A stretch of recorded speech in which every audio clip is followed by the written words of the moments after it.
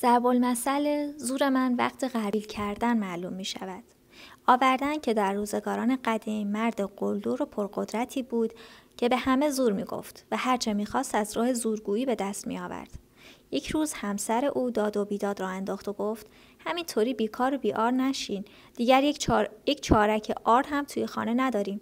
بلند شو یک گونی گندم بردار و برو به آسیابان بده تا گندم ها را آرد کند.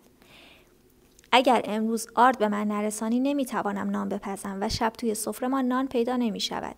مرد قلدر گفت حالا کو تا شب، عصر که شد گندم را به آسیاب میبرم. زن گفت این روزها سر آسیابان شلوغ است. همه گندم‌هایشان را برای آسیاب کردن پیش او میبرند. باید مدتی انتظار بکشی تا نوبت آرد کردن گندم ما بشود.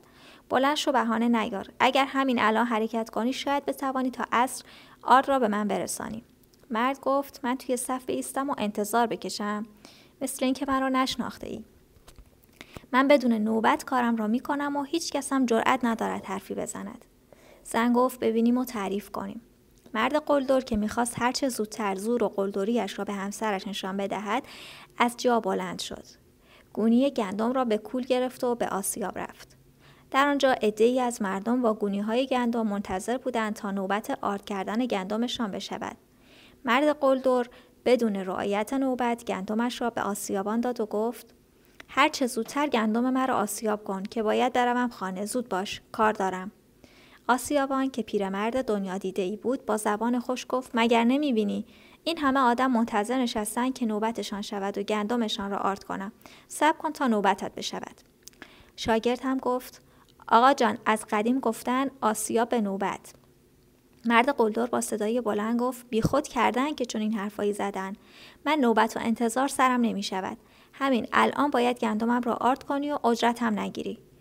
آسیابان که حوصله درد سر نداشت گفت فکر نکن که فقط تو زور داری. هر کس به اندازه خودش زور دارد. حتی من پیرمرد هم زور دارم.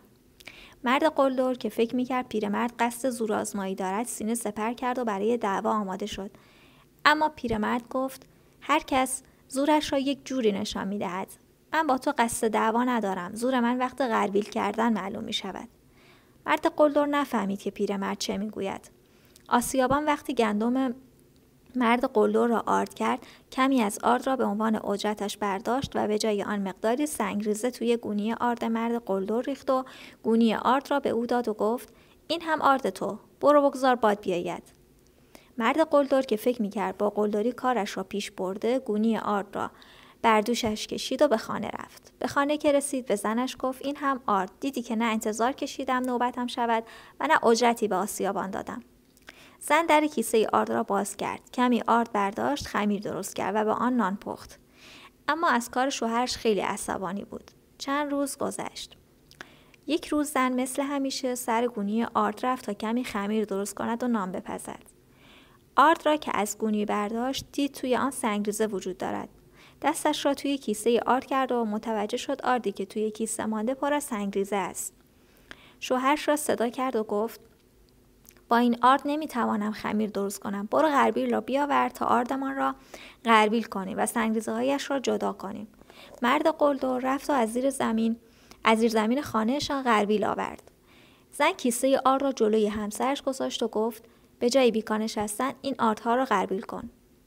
مرد مشغول غربیل کردن آرد شد. هرچه بیشتر غربیل میکرد سنگریزه‌های بیشتری پیدا میشد و در پایان مقدار زیادی سنگریزه یک جا جمع شد. زنش با تعجب پرسید این همه سنگریزه از کجا رفته توی آرد ما؟ مرد نگاهی به سنگریزه ها کرد و یاد حرف پیرمرد آسیابان افتاد و فهمید که چه بلایی سرش آمده است. ابتدا با عصبانیت بلند شد که به سراغ او برود و با او دعوا کند. اما یاد حرف بعدی آسیابان افتاد و با خود گفت آسیابان راست میگفت. هر کس میتواند زورش را یک جوری نشان بدهد. من نباید اشتباهم را با اشتباه دیگری جبران کنم.